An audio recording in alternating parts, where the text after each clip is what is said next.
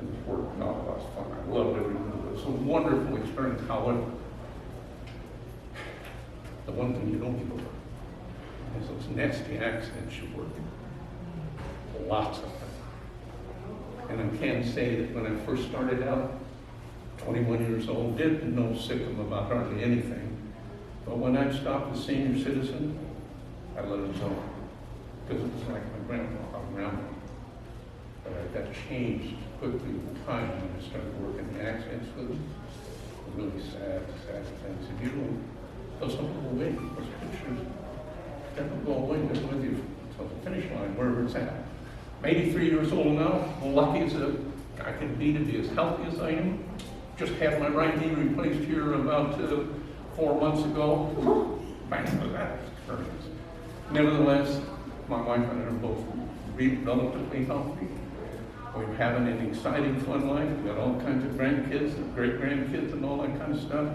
But because of my experience in the past, AARP actually called me and flew me, and they did pay my ways to go. They didn't pay my time, they paid my expenses to go to Washington, D.C. and set up this program you're going to look at here today. Now, that's 6 or 7 years ago.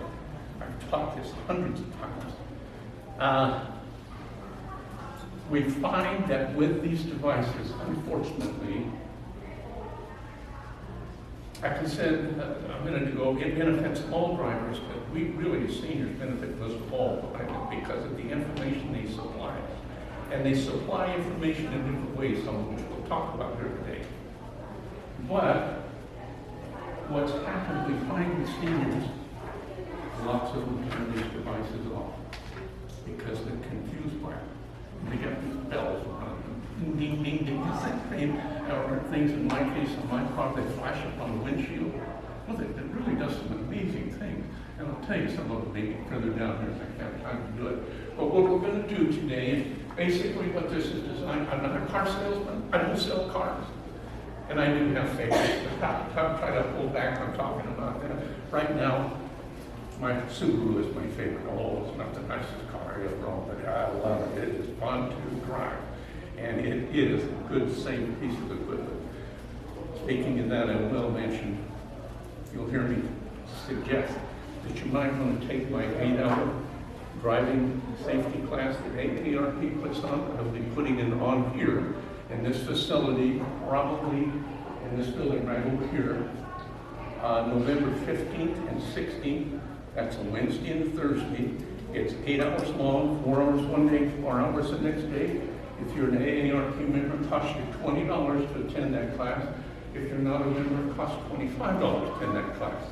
I don't get paid a dime to teach the class, but I love teaching it because I'm an expert in that field, and I've been there and done that with it, and it's a lot of fun. And those people that take the class, by the way, will wind up getting and complete the class at 8 hours, by the way. You're going to get a break on your automobile insurance, and that will last for 3 years. So you'll hear me say somewhere down this line towards the end about, hey, you know, you might want to come over and take my class. I do the best I can to make it entertaining. I tell stories about what happens and all that kind of stuff. But it is very, very informative and gives you, your insurance companies want you to take the class because they know that you're going to change and improve your driving by what you experience in that class. That's why they give you money. So my wife and I, because we won't take the class, and I'm insured with AAA, and I'm not sold on AAA altogether, and I'm captain for them here, a good outfit. It saves my wife and I $65 a year on our insurance. But even with saving that $65 a year, because I'm 83 and my wife is 83, I don't have any tickets. I don't have any accidents, but that doesn't mean I'm a good driver. A lot of people who never got a ticket or only got 1 or 2 in life, whatever, never had an accident, say, oh, I'm really a good driver. Nah, not so. And I can tell you one time I was some fancy hot dog and a young man taught at the CHP Academy on a high-speed driving course called EBOC. And if you were young enough to join the California Highway Patrol, I tell you to join the Highway Patrol if for no other reason but to go to the academy and go through their high-speed vehicle operation course. God, that was fun. Then I started to run out of and I couldn't do it anymore because I was, well, just a different function. Nevertheless, today we're going to talk about these devices, and it's aimed at, and isn't that here? This should go up. Not doing that. Technology.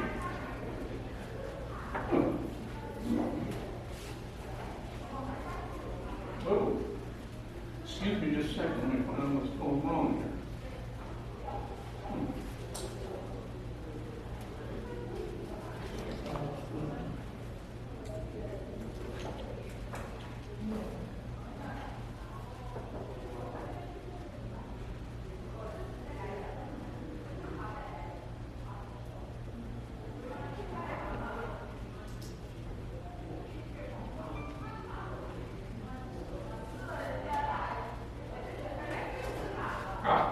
Now, I don't know what happened there. This is put together, who pays for this program, by the way, and paid my expenses when I went to Washington, D.C. to help them start working on this program. And I wasn't alone, there were a lot of other people, by the way. But they got me because of my background, experience, and all that kind of stuff. And I really believe in it because I know I was there and been there as it relates to what happens in accidents out there. Very sad. But nevertheless, Hartford Insurance Company, they do a lot of the funding, and they work hand in hand with AARP, and I'm also telling you Toyota. Again, not capping for Toyota, but Toyota also pays a lot of money to help develop these different programs. And here today, it says here, are you looking towards buying a new car or renting one? Well, that's wonderful if you are, and I know sometimes we dream about how great it would be to have this car or that car. Oh, gosh, isn't that a pretty thing? Whatever. But cars are expensive, very expensive. And what I was telling you a while ago, I started to take insurance-wise, because I'm 83, and my wife's 83, it costs me $10.03 every day for automobile insurance, which calculates out over $3,000 a year, and I have two vehicles. I have a new Subaru, and I have a 2015 Tacoma pickup, and I'm not happy to tell you it again. But nevertheless, why do I have to pay that? The bottom line is my age. And we are high risk, unfortunately. And we generally do a pretty good job of driving them. Problem is, our bodies are so fragile that the crash that you and I could have at 16 years of age, you break a leg and I break an arm. The next day we're up moving around, and in a couple of weeks we're going back at the speed. That same crash today could take either one or both of us out, just because we cannot handle that impact. And that's why insurance companies are charging so high. I live in a nice, we live in LA. Personally, I think the LA drivers are some of the best in the United States, and I've been in every state. But the fact still remains, we as seniors have a problem when it comes to insurance. You're paying more just because you are a senior. Now, I'm not an economist, nor do I chase all of that down. All of the bottom line, no matter what I do or say, it costs me $10.03 a day for automobile insurance to cover me and look out for the things I have or whatever. So, with these devices, what we're trying to do, whatever you're going to replace your vehicle, and again, I'm not a car salesman, I'm going to tell you, don't go buy a new car if you can. Part of this is the research process, deciding what you're going to get. So there are some things that are going to help you. This class is going through that research process. And what we'll do is we'll look at some of the technology, we'll show you how some of it works and different things like that. And where to look for, and some of the information to help you in that process. And with these seniors, we do have our unique concerns. The first one up there is vision. And I want to tell you right now, if you're, by the way, any of you who are 65 years of age or older, I don't see too many. Wait a minute, I can't see. Well, you might make it. If any of us 65 years or older, I encourage you to avoid driving after dark if you can. Period. That's not what the law says. The law does not say that at all. But I will tell you, because of our vision concerns, and nobody escapes it, nobody escapes it, I would encourage you not to drive after dark. But that's one of our concerns here. Distractions inside the vehicle, passengers, radios, cell phones, all kinds of things. All drivers have that. All of them do. And nowadays, they don't call them accidents anymore. They call them crashes. And the reason why they're going to the word crash instead of accident is because 90+% of all crashes are avoidable. 90%. And the number one problem all of us have, and nobody escapes this, by the way, is inattention. It's not that you don't know the law and probably don't know specifically, and I'll talk a little bit about it in some places, but that's not the real problem. The real problem for all drivers, regardless of age, is inattention. We're driving down the road and thinking, oh gosh, I want to be sure and go by Harbor Freight and pick up that tool that someone say, oh, I'm thinking of that instead of thinking about driving. Or I'm going to go, your ladies are going to get your nails done, your hair cut, whatever. We're thinking about grandkids, we're thinking about problems with sick family members, all these things that all of us endure, all ages. It's those distractions that create a problem. So these devices now are designed to kind of, not physically, but just tap you on the shoulder and say, hey, you're screwing up a little bit here. And if you'll pay attention, I'll help you. That's what these devices are doing. That's simple. And that's what they're designed to do. And we're finding that seniors that have these devices, nearly 80% of them, it gives them more self-confidence in the navigation of that vehicle. How about you with your Teslas? And he's got an early model Tesla. Does it make you feel more confident about your driving? Confidence? You know, or yeah, like you're in better control by any chance? No. Not necessarily. I feel more confident with it. I know the guy. It's a quick vehicle like that. Oh yeah, see, that's that heavy right foot you got to say that. No, you're on the freeway, trying to get on the freeways. I understand, and a lot of seniors come on the freeway like this. Coming up on that freeway, oh God, and try to melt the 65 level. That's a speed limit, everybody does it, of course, as you know.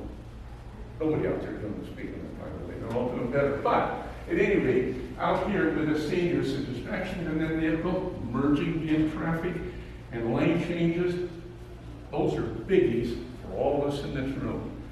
Biggies for all drivers. It's just bigger for us. And because of certain things that have just happened with us at the time, our body flexibility isn't what it used to be. We can't look as far, vision isn't as well. Our mental processing speed isn't the same. A lot of things have happened to us. And we're just all very lucky to be alive and sitting in this room, not necessarily the class, but just being alive right today. Very fortunate. And let's see the word crash. Crash avoidance. Because it's not an accident, the odds are. Even if you're 100%, well, about that. Even if you get involved, say you parked your car over here, and you left and somebody comes along and hits your car. Does that mean that you're not culpable in some fashion by parking your car where you did and where you're within 18 inches of the curb, with your rear end sticking out too far like this, and some other driver came along with greater fault, hit the back of your car, but you're partially at fault? And I can tell you, your insurance company, even if you're parked 100% right, your insurance company is still going to blame you. That's the name of the game. That's an accident. That it's your responsibility just because it's your car, even though you were not physically there at the time. But they are a problem out there. Now, here with this driver assistance, not driver replacement. These devices are not replacing you and I as a driver, not at all. They're going to provide some assistance to you and give you some information with which to make good, sound decisions with. And it really does work in a lot of different ways and will address you. Over here, unfortunately, in these devices, his Tesla, by the way, his navigational adaptive cruise control is different than the one I have in my car. They're both called adaptive cruise control. I don't know what you call it, that Tesla, the name. They all have different names for it. And the industry has not done a good job of standardizing the terms nor standardizing the device so that they all work basically the same. By the way, they do basically work the same, but each of them has their own little trick way to do it. This business of, oh, Phil, when I get in the car, what does that have to do with driving safety anyhow? It does have things to do with safety, because it gives you ownership. Subconsciously, it gives you ownership. I don't know if I can put it in there, but that's what happens to you. At any rate, these devices, while they're not standard, the same in every vehicle, all of them now have them, and you're going to see where, in some cases, there's one in case but more. It'd be coming our way that is going to be required in here. And the big thing is, you got to turn them on. Real easy thing to do to reach over, touch a button and turn them on. And you can turn them off sometimes. There's some areas that you don't want to have them on, for whatever reason. I may not get into that here. But there are cases. That piece of paper that you got right there, that really is an important piece of paper for you if you're entertaining the idea of going out and buying a new car or a relatively new car. When I say relatively new, I'm talking, say, a 2019 or 2000 car. And I would tell you, I probably wouldn't go below 2018 if you can avoid that. I realize we're talking more money and all that kind of stuff. My first preference would tell you to buy a new car if you can, but I'm not stupid about money. I know those things are outrageously expensive, just like the one I bought. And I was telling him, part of the purchase of that vehicle, I paid $5,000 in taxes alone buying the thing. Here in California, it's 9.5%. You multiply that by several $1,000s they charge you for the car, then they charge you almost another $1,000, $600-700 for vehicle registration and the processing of that. So those are prices above the MSRP of the car. Cars are expensive, it's a lot of money. I'm talking about I spent it, and I don't even look at it that way. Nowadays, when I went down and bought that car and paid cash for it, when I paid cash for it, it wasn't even my money. It's my kid's inheritance. It wasn't their money I was spending. And I don't know how much longer I'm going to get to enjoy this life out here, but I'm going to do it from style while I'm here. Now, when I die, they're going to wind up with all whatever's left, and they can take that Subaru if I still have that, but I'll probably sell it to you and give me another one. At any rate, this card has got a lot of good information. If you look on the back side of it, you'll see several websites here where you can go to get information, and if you're not slick with the internet, I know your grandkids are, and your kids probably are. They're whiz bangs with that thing. And if you can't do it, say, hey, Charlie or Susie, come over and show Grandma and Grandpa, how do I get to this place? It's really easy for them. Oh, Grandma, what's the matter with you? Geez, I've been there. It's nothing to them. I think my grandkids were all born with a cell phone in their hand. God, they're incredibly good with it.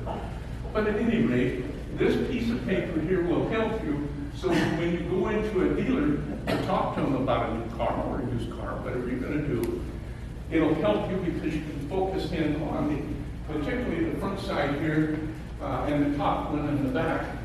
Those are devices you want to have, but now I'm going to tell you about them. And this is unfortunate. In my opinion, most car salesmen don't know the verbatim from hot rock about these devices. They really don't know. When I went in to buy my new Subaru here recently, that salesman never offered me anything about the devices. The only information I got is what I asked him, knowing the answer. I asked him, and he didn't have the answer. And I will tell you, I've been in many dealerships. Some dealership owners pay me to take their salesman out, and I don't charge them for it, to take their salesman out and show them how these devices work. Talking about it one thing, but seeing it another. And if it worked for liability problems, I'd love to take each one of you out and put you in my car and just drive down Huntington Drive and show you how fantastic those devices are and what they'll do once you learn how to use them. It's really fun to drive the car, but it's not my Subaru. It's his Tesla or Ford, Chevy, whatever car you have. They're all doing the same thing, but you have to learn how to do it. Now, with a dealership, that salesman, you are paying, he's earning money when I bought that car, and I don't know what he made because he sold me that car. I don't care, I can't control that. I'm glad he made some money, though. I like to say people make money when they make it, I make it too. But anyway, part of his job is to teach me about this wonderful thing I just bought from him. And most of them really don't know what they're talking about. I had one sales dealership, by the way. Not only did they take the salesman out, but before I did that, I took 4 of their female staff. One of them worked on paper processing. 2 of them were working on the incoming phone coming system.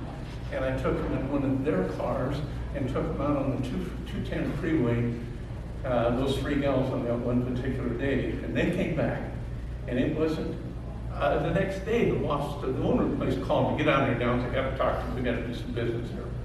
Those gals came back. They were so excited about that adventure that he wound up paying me to take all of these salesmen out, one at a time, and I'd spend about 30 minutes with them to show them what the heck the device is doing. But before I did that, he says to me, can you show me how they work? Sure, I says, you got some time? I only got about 20 minutes here. Well, 20 minutes is better than nothing, I said to him. Come on, let's go out there. And at the time, I had, I went out and we got in one of these brand new cars, and I'm trying to hold back on names here, and I took him out in that car. 3 hours later, I was having to push him out of the car and tell him, listen, I have to go, I can't stay here any longer. He's the owner of this place, he owns 5 dealerships. And he didn't even know what he was selling. So, that's unfortunate. But it is this card here, and part of it going to this class here today is a time where you can get an opportunity a little bit. You're not going to walk out here as an expert today on these things. Not going to happen. But you'll have some ideas of how to do some things with it and play with it a little bit. Brian, can you do a snack shot for me or two? Any rate, that's what I'll try to do with you. Now, these are the 6 biggies, or actually 6, 7 of them really, but the others are some of the things that are coming in the future. And if you can shoot from back there across this way and pick this up, okay? Any rate, what they'll do with these devices, we're going to go through most of those with some detail and show you how they work. And what we'll do, I'll show you a video, we'll see it happen up there. We'll talk about some of the things it does, and then I'll try to answer any questions that you may have concerning that process and what's happening. And these are just warning devices that you're going to find in the cars. You'll soon learn what they mean. These are the top 3, in my opinion. Actually, it's the top 1.5. There's 6 of them. Excellent. Forward collision, adaptive cruise control, reverse technology. We'll talk that covers the back of the car from the front of the car, and that's where we'll start today. And this one here, the first one, forward collision warning system. Awesome thing they put in that car. Benefits everybody. Forward collision warning systems monitor traffic in front of a vehicle and warn the driver of a potential collision. Sensors on the front of the vehicle measure the distance and speed of the vehicle in front of you. Using this information, the vehicle calculates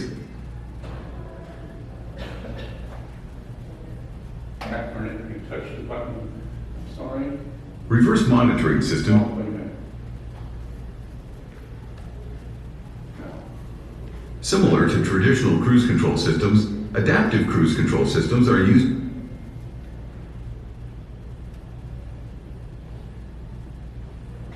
Now, I apologize, that was my fault.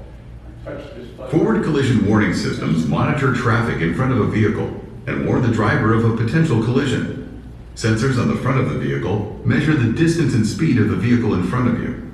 Using this information, the vehicle calculates if you have a safe following distance based on your current speed.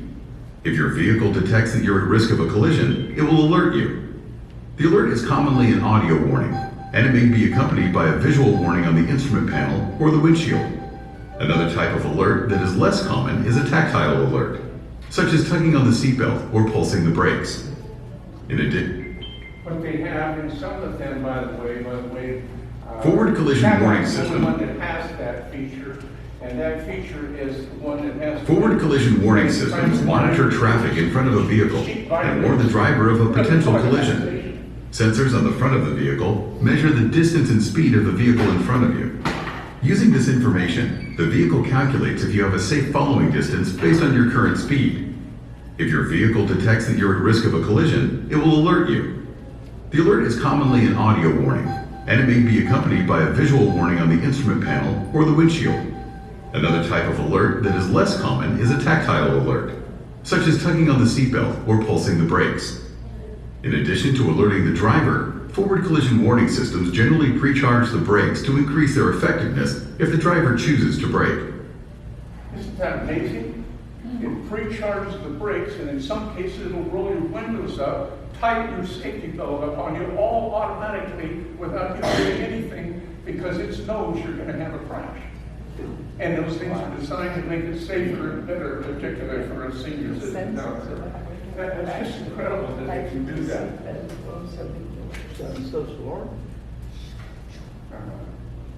And anyhow, I messed that one up again. Sorry for that. But what it happens, what they're doing, it alerts you, sees something, sees a problem, and uses some method to let you know there's a problem here that you need to address. And it's all done by radar and vision.